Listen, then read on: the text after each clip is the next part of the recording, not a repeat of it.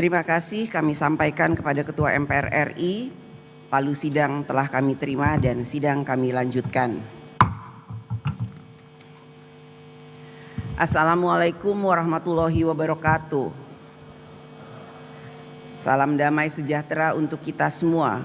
Om Swastiastu, Namo Buddhaya, salam kebajikan. Yang saya hormati Presiden Republik Indonesia Bapak Haji Prabowo Subianto, yang saya hormati Wakil Presiden Republik Indonesia Bapak Gibran Rakabuming Raka beserta Ibu Selvi Ananda Putri. Yang saya hormati Presiden Republik Indonesia ke-6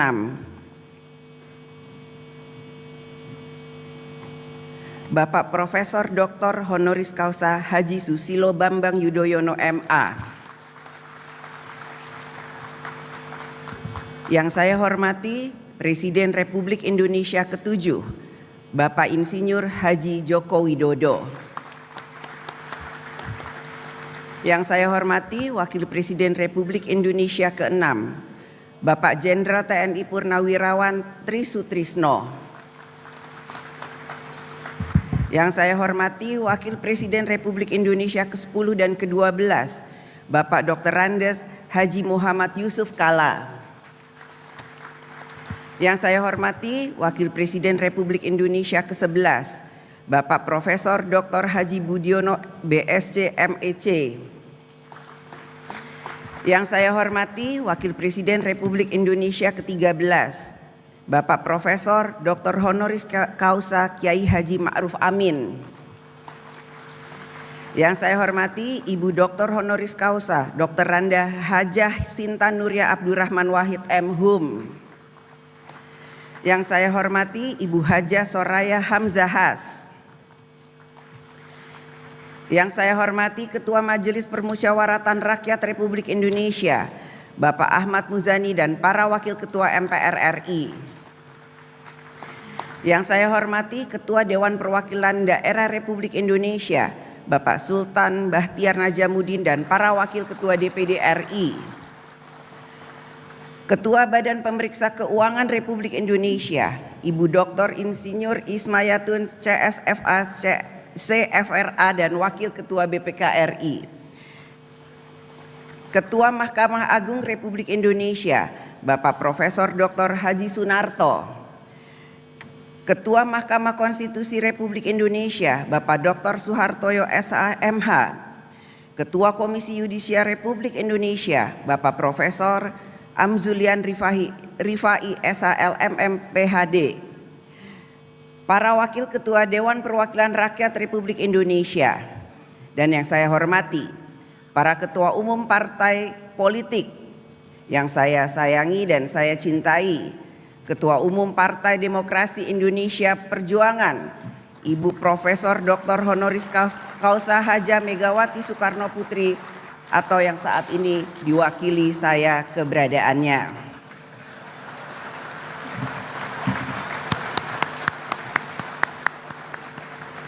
Yang saya hormati Ketua Umum Partai Golongan Karya Bapak Dr. Bahlil Lahadiah. Yang saya hormati Ketua Umum Partai Gerindra Bapak Haji Prabowo Subianto.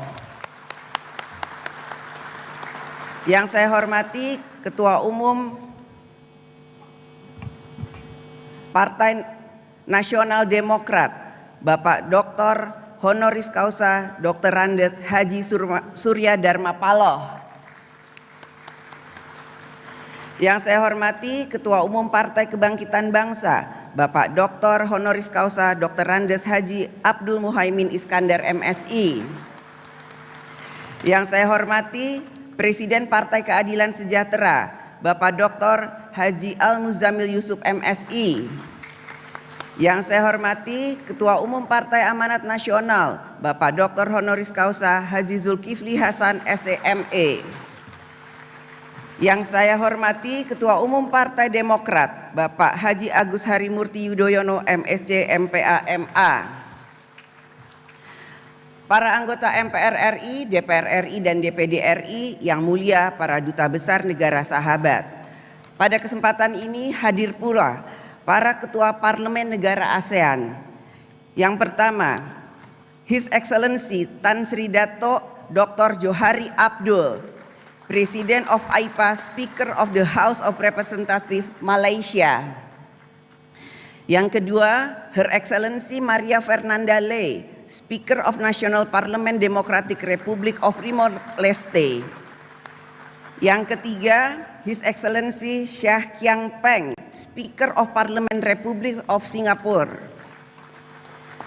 Yang keempat, His Excellency Pehin Orang Kaya Seri Lela Dato Seri Setia Awang Haji Abdurrahman bin Dato Setia Haji Muhammad Taib.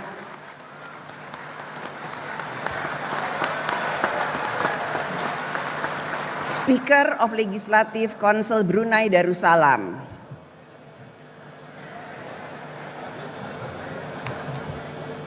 Para Menteri Kabinet Merah Putih, Panglima TNI, Kapolri, dan Jaksa Agung, para perwakilan teladan dari seluruh Indonesia, para insan pers, media cetak dan elektronik, para undangan yang berbahagia, serta seluruh rakyat Indonesia yang kami muliakan.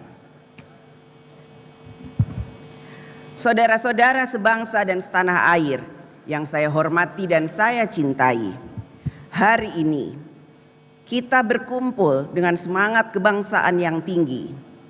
Dalam hitungan hari, bangsa kita akan memasuki peringatan 80 tahun kemerdekaan Republik Indonesia.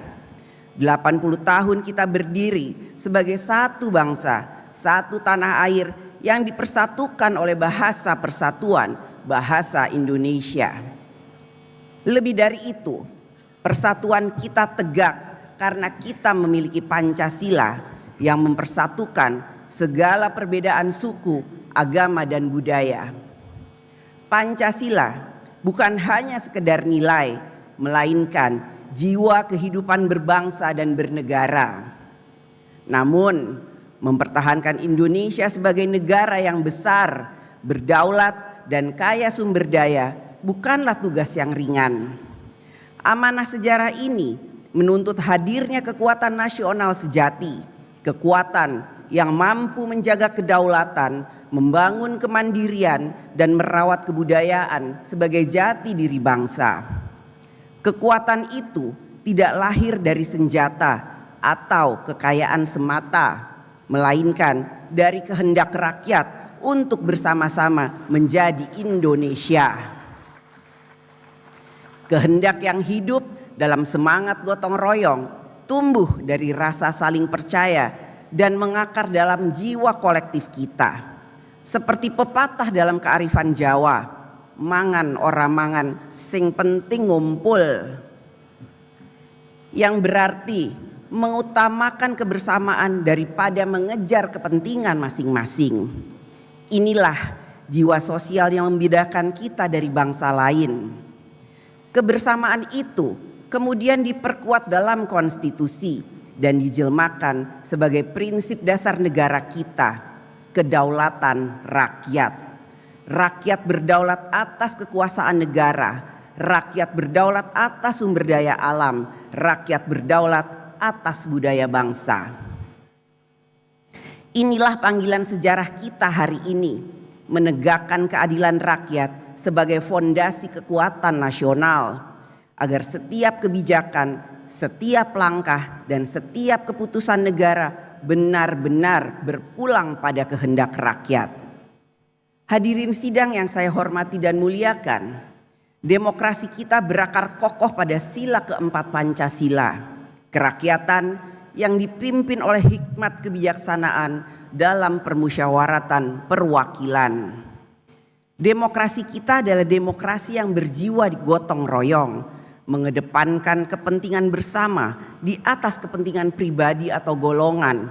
Demokrasi kita bukan hanya tentang saya, akan tetapi tentang kita. Kita yang berdaulat, kita yang sejahtera, dan kita yang berkebudayaan.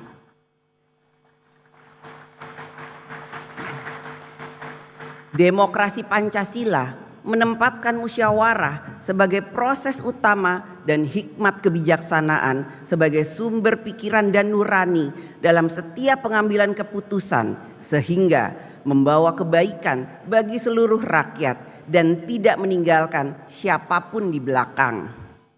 Dalam sistem demokrasi Indonesia, sebagaimana diamanatkan oleh konstitusi, partai politik memegang peran strategis dalam membentuk perwakilan rakyat. Partai politik bukan sekedar kendaraan menuju kekuasaan, tetapi jembatan antara rakyat dan negara. Dari partailah wakil rakyat dilahirkan, dari partailah presiden dan kepala daerah diusung. Oleh karena itu, partai politik memikul tanggung jawab besar sebagai soko guru kedaulatan rakyat. Partai politik bukan hanya struktur organisasi, partai politik adalah institusi perjuangan yang seharusnya berdiri tegak di atas nilai, integritas, dan kepercayaan rakyat.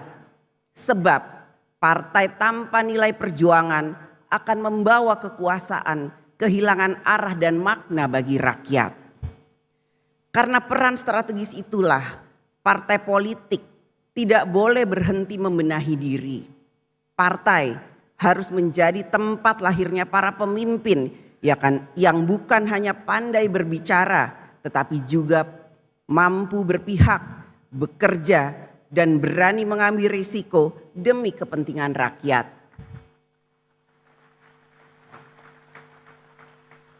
Namun, keberhasilan partai politik dalam menjalankan perannya sangat bergantung pada sistem yang menjadi wadahnya.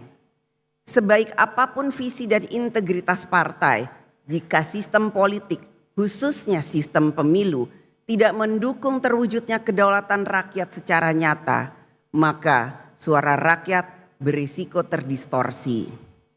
Sistem pemilu kita sebagai sarana utama membentuk perwakilan memang belum sepenuhnya sempurna. Tantangan kita adalah memastikan bahwa sistem ini benar-benar mendekatkan kehendak rakyat dalam menempatkan wakil-wakilnya dan memilih pemimpinnya.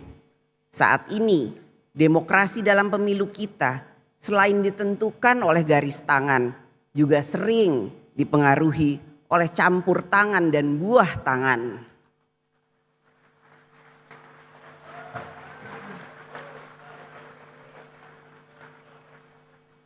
Kita semua memiliki garis tangan, nasib dan kesempatan yang diberikan oleh Allah Subhanahu wa Ta'ala, Tuhan yang Maha Esa. Tetapi tidak semua dari kita memiliki kemampuan yang sama untuk ikut campur dan memberikan buah tangan dalam menentukan arah demokrasi. Inilah kritik sekaligus otokritik terhadap demokrasi dalam pemilu kita. Kita harus terus memperbaiki dan menyempurnakannya. Sebab demokrasi yang kita cita-citakan bukanlah demokrasi campur tangan dan buah tangan, tetapi demokrasi yang memberi kesempatan setara bagi semua warga negara. Marilah kita bangun demokrasi yang menghidupkan harapan rakyat. Demokrasi yang tidak berhenti di bilik suara, tetapi terus tumbuh di ruang-ruang dialog, di dapur rakyat, di balai desa, hingga di gedung parlemen, agar setiap keputusan lahir dari kesadaran bersama, bukan hanya kesepakatan segelintir elit. Dalam demokrasi, rakyat harus memiliki ruang yang luas untuk berserikat, berkumpul, menyatakan pendapat, dan menyampaikan kritik. Kini, kritik rakyat hadir dalam berbagai bentuk yang kreatif dan memanfaatkan kemajuan teknologi, khususnya media sosial sebagai corong suara publik. Ungkapan tersebut dapat berupa kalimat singkat seperti kabur saja dulu, sindiran tajam, Indonesia gelap, lelucon politik, negara Konoha, hingga simbol-simbol baru seperti bendera One Piece dan banyak lagi yang menyebar luas di ruang digital. Fenomena ini menunjukkan bahwa aspirasi dan keresahan rakyat kini disampaikan dengan bahasa zaman mereka sendiri. Bagi para pemegang kekuasaan, semua suara rakyat yang kita dengar bukanlah sekedar kata atau gambar. Di balik setiap kata ada pesan, di balik setiap pesan ada keresahan, dan di balik keresahan itu ada harapan.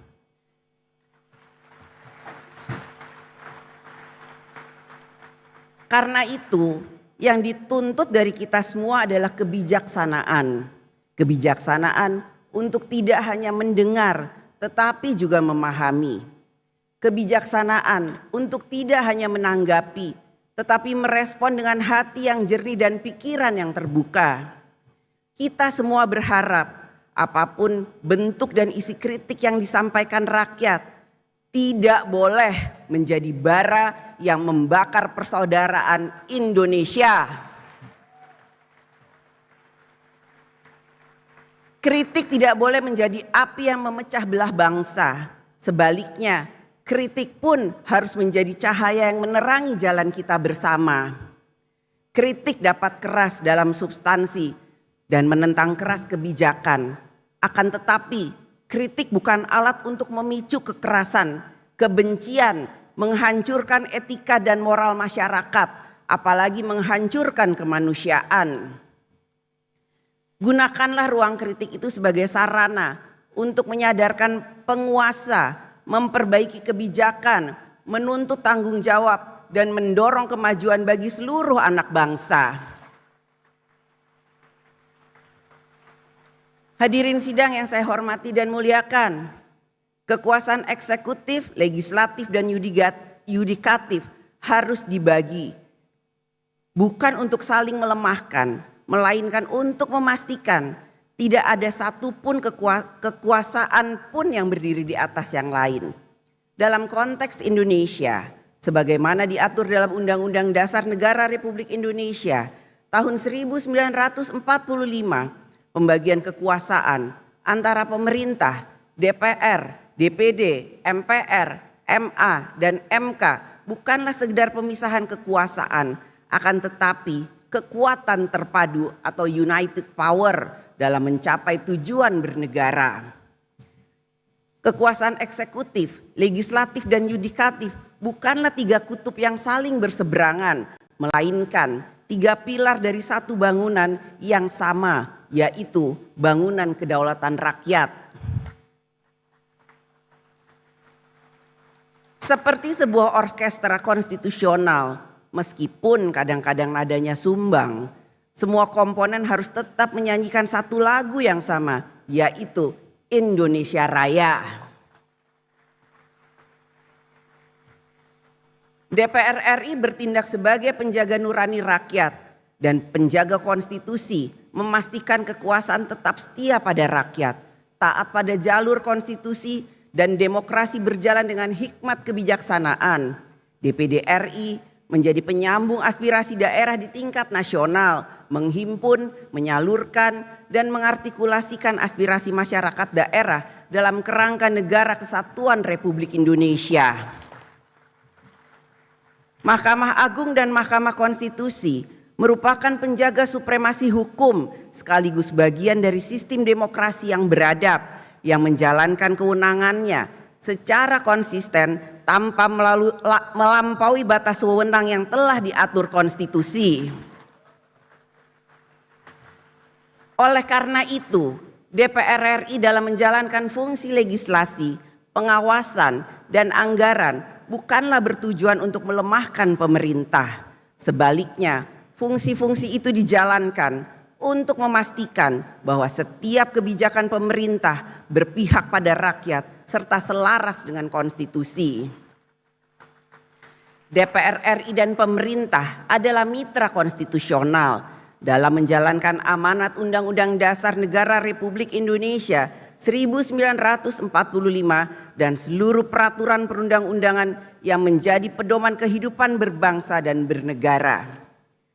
Hadirin sidang yang saya hormati dan muliakan, kekuasaan selalu bersinggungan dengan realitas politik, gejolak sosial, tekanan ekonomi, dinamika global, dan berbagai tantangan lain yang hidup di masyarakat.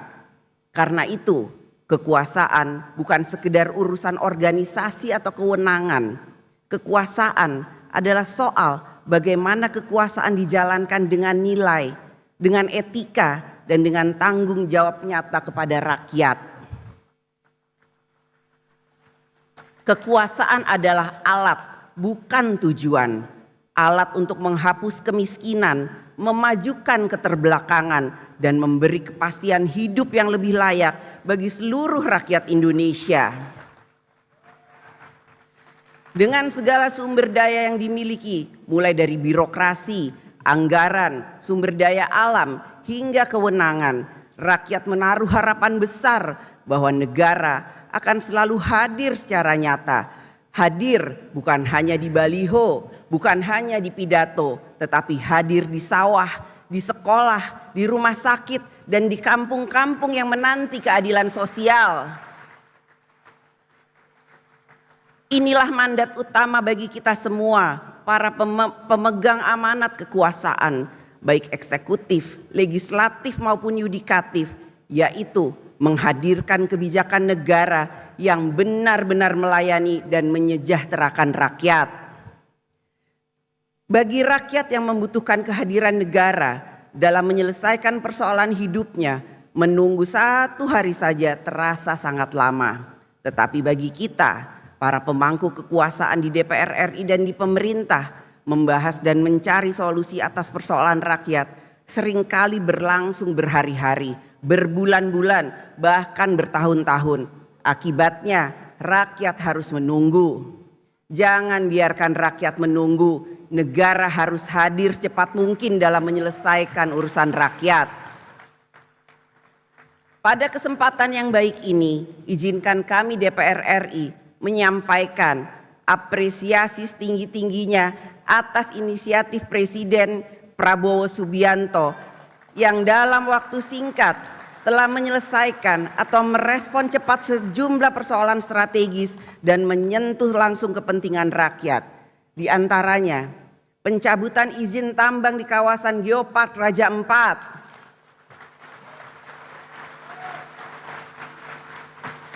penyelesaian sengketa tapal batas pulau antara Aceh dan Sumatera Utara, kebijakan pembelian gabah petani dengan harga yang layak, dan berbagai kebijakan lain yang dijalankan melalui program Astacita.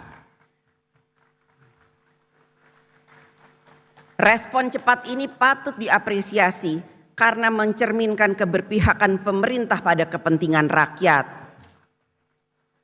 Namun akan lebih baik jika langkah-langkah tersebut merupakan hasil dari perencanaan matang dan cermat sehingga menjadi bagian dari kinerja reguler pemerintah. Kedepan, rakyat tentu mendambakan agar masalah-masalah lain yang berada di luar kemampuan mereka dapat diselesaikan pemerintah dengan cepat. Tugas kita bukan hanya membicarakan harapan rakyat, tetapi juga mewujudkannya. Pemerintah dalam menjalankan kekuasaannya harus senantiasa mawas diri, sebab kekuasaan sejatinya adalah untuk melayani, membantu, dan memberdayakan rakyat. Kekuasaan bukan untuk menakuti rakyat, melainkan untuk menyelesaikan urusan rakyat, meskipun seringkali urusannya rumit. Ibarat cinta segitiga antara aspirasi, anggaran, dan aturan.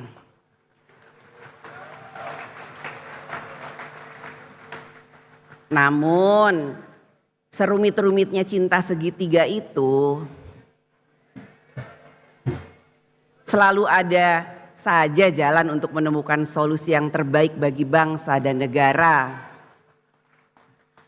Walaupun kadang terasa pedih, kadang patah hati, tetapi ya kita harus move on.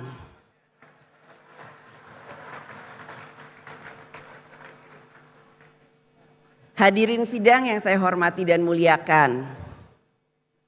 Hari ini kita dihadapkan pada ketegangan dan konflik geopolitik, perang dagang, krisis iklim dan energi, ketimpangan ekonomi dan yang semakin tajam, disrupsi teknologi, serta pergeseran kekuatan global.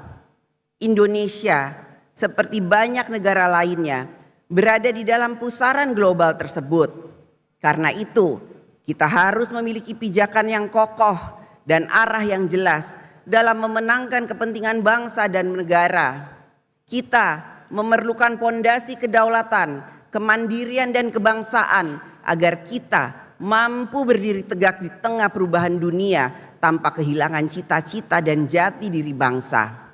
Pondasi kedaulatan tidak hanya berarti menjaga batas wilayah, tetapi juga memastikan arah kebijakan luar negeri dan ekonomi nasional ditentukan secara mandiri. Dalam dunia multipolar saat ini, Indonesia harus menempatkan diri secara strategis untuk memperjuangkan kepentingan nasional di forum-forum internasional, mulai dari isu lingkungan, ekonomi, geopolitik, perdagangan global, hingga tata kelola dunia yang lebih adil. Memperkuat pondasi kemandirian bukan berarti menutup diri dari dunia, melainkan membangun kekuatan domestik agar tidak rapuh menghadapi tekanan eksternal. Kemandirian ini menuntut langkah nyata, membangun kemandirian pangan, energi, manufaktur, dan teknologi strategis. Kemandirian nasional bukan sekedar soal infrastruktur dan modal, tetapi juga kualitas manusia yang menggerakkannya. Karena itu, investasi pada pendidikan, penguasaan teknologi, dan pembangunan karakter bangsa menjadi bagian tak terpisahkan dari strategi kemandirian. Dalam pembangunan sumber daya manusia nasional, kita tidak boleh mengabaikan fakta bahwa setengah dari potensi bangsa Indonesia adalah kaum perempuan.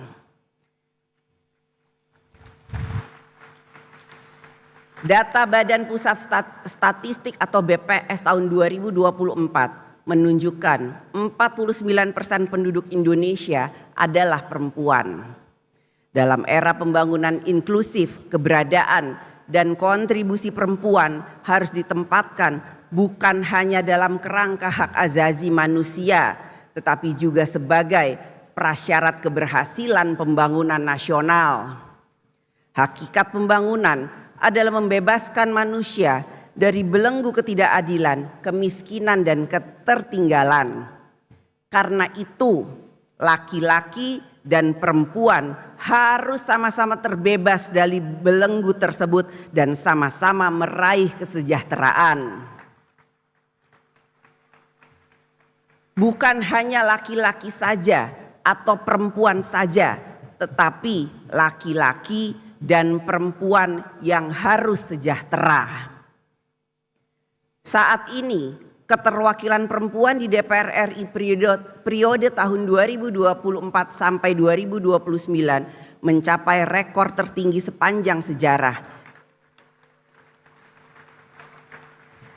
yaitu sekitar 21,9% atau 127 dari 580 anggota DPR. Ini adalah kemajuan yang patut diapresiasi. Namun masih jauh dari target ideal minimal 30% keterwakilan perempuan di lembaga legislatif, sebagaimana semangat afirmasi kesetaraan gender dalam politik Indonesia.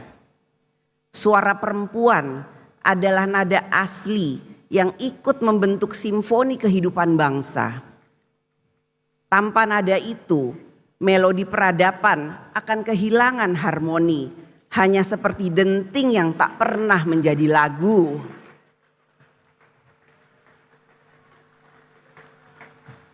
Laki-laki dan perempuan hidup di dunia yang sama, memikul tanggung jawab yang sama untuk membangun peradaban dunia.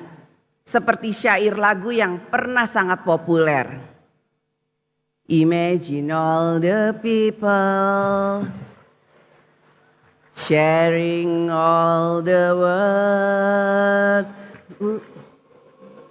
You may say I'm a dreamer, but I'm not the only one. I hope someday you will join us and the world will live as one.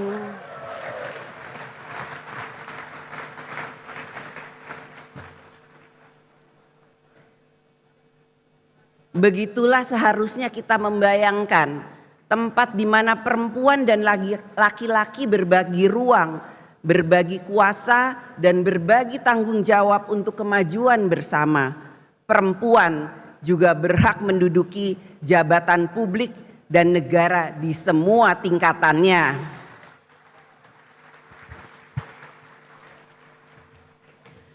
Pondasi berikutnya yang tak kalah penting adalah membangun pondasi kebudayaan.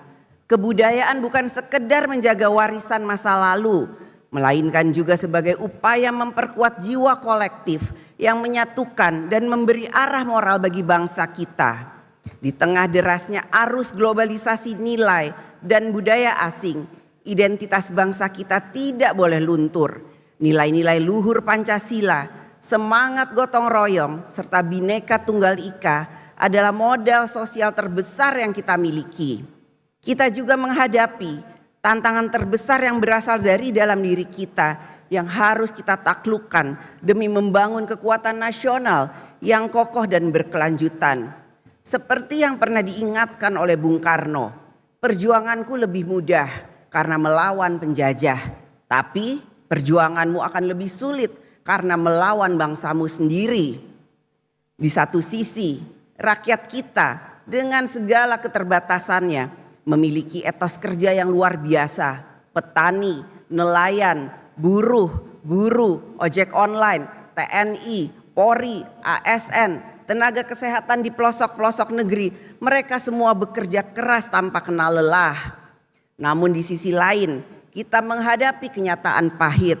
Sebagian kecil masyarakat dengan segala kelebihannya justru mengeksploitasi rakyat dan sumber daya alam melalui praktek bisnis yang manipulatif, bisnis ilegal, tambang ilegal, judi online, narkoba, penyelundupan, dan lain sebagainya. Keuntungan mereka sudah melampaui batas rasionalitas ilmu ekonomi dan nilai peradaban. Presiden Prabowo Subianto menyebutnya dengan istilah tajam, serakah nomik.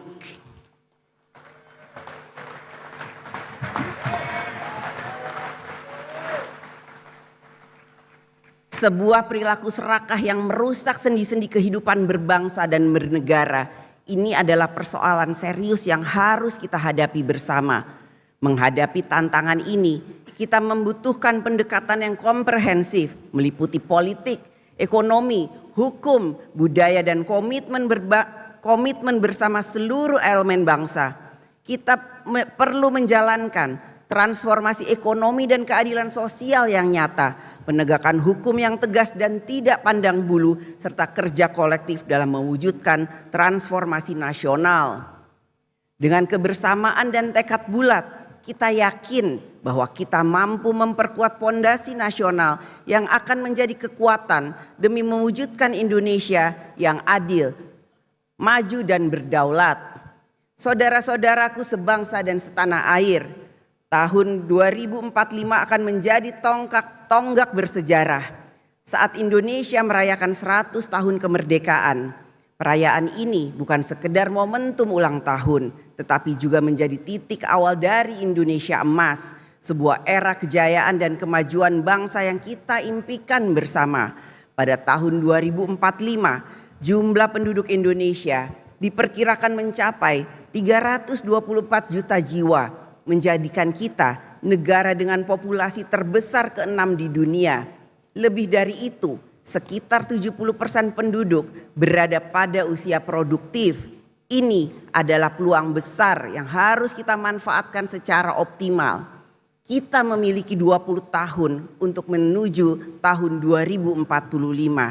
Namun, jika kita melihat perjalanan 20 tahun terakhir, sejak tahun 2005 hingga 2025, kita dapat melihat kemajuan yang signifikan, tetapi juga masih banyak pekerjaan besar yang belum selesai. Pilar-pilar kemandirian nasional seperti pangan, energi, dan manufaktur strategis belum sepenuhnya menjadi kekuatan bangsa. Layanan dasar publik masih belum memuaskan dan demokrasi kita masih memerlukan transformasi mendalam, terutama dalam sistem partai, pemilu serta pemberantasan korupsi. Ini menunjukkan bahwa waktu 20 tahun bukanlah waktu yang panjang untuk pembangunan sebesar dan sekompleks Indonesia. Jika kita terus berjalan dengan pola pikir dan sistem kerja lama, mimpi Indonesia Emas 2045 hanya akan menjadi fata morgana yang indah tapi tak pernah akan terwujud. Kita masih memiliki waktu yang sangat berharga untuk melakukan langkah yang terbaik agar saat tahun 2045 tiba, kita tidak hanya merayakan 100 tahun kemerdekaan, tetapi kita benar-benar hidup di Indonesia yang maju, adil, makmur dan berdaulat. Pemerintahan Presiden Prabowo Subianto saat ini telah bekerja keras menata pembangunan nasional agar tetap berada di jalur yang tepat menuju cita-cita tersebut. DPR RI melalui fungsi konstitusionalnya sebagai mitra konstitusional pemerintah akan selalu ikut memastikan bahwa Indonesia menempuh jalan yang tepat untuk mencapai Indonesia Emas 2045. Hadirin sidang yang saya hormati dan muliakan, mari sejenak kita renungkan bersama. Ketika kita menatap wajah anak-anak di desa dan kota, terdengar suara riang mereka yang penuh harapan, tanpa tahu apa yang mereka hadapi di masa depan. Mereka percaya bahwa masa depan yang cerah adalah hak mereka tanpa syarat.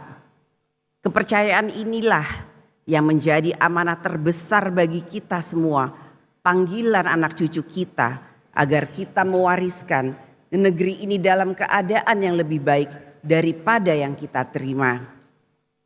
Hari itu bukanlah hari ini. Kata-kata ini mengingatkan kita bahwa kita masih memiliki waktu untuk menunaikan panggilan sejarah, untuk membuat kebijakan hari ini yang akan menjamin masa depan Indonesia yang cerah, bermartabat dan hebat. Mari kita jalankan amanah ini dengan tekad yang kuat, dengan kerja keras tanpa henti dan melayani rakyat dengan sepenuh hati. Jangan biarkan rakyat menunggu, karena setiap hari adalah kesempatan untuk memperbaiki dan membangun Indonesia. Dengan semangat itu, kita akan sampai di era Indonesia Emas 2045, bukan sebagai sekedar harapan, tetapi sebagai kenyataan yang akan kita raih bersama.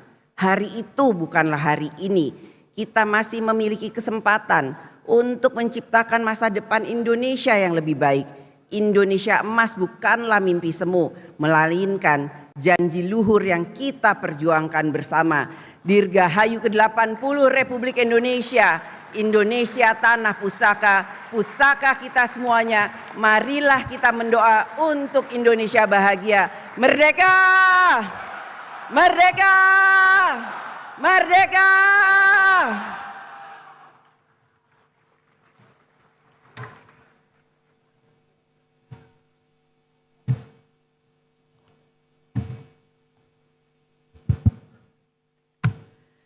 Saudara Presiden dan Saudara Wakil Presiden, hadirin peserta sidang yang terhormat. Marilah kita memasuki agenda selanjutnya, yaitu pidato Presiden Republik Indonesia tentang penyampaian laporan kinerja lembaga-lembaga negara dan pidato kenegaraan dalam rangka hari ulang tahun ke-80 kemerdekaan Republik Indonesia tahun 2025 di hadapan sidang tahunan MPR RI dan sidang bersama DPR RI dan DPD RI, didahului dengan penayangan video capaian kepemimpinan Presiden Republik Indonesia. Penayangan video capaian kepemimpinan Presiden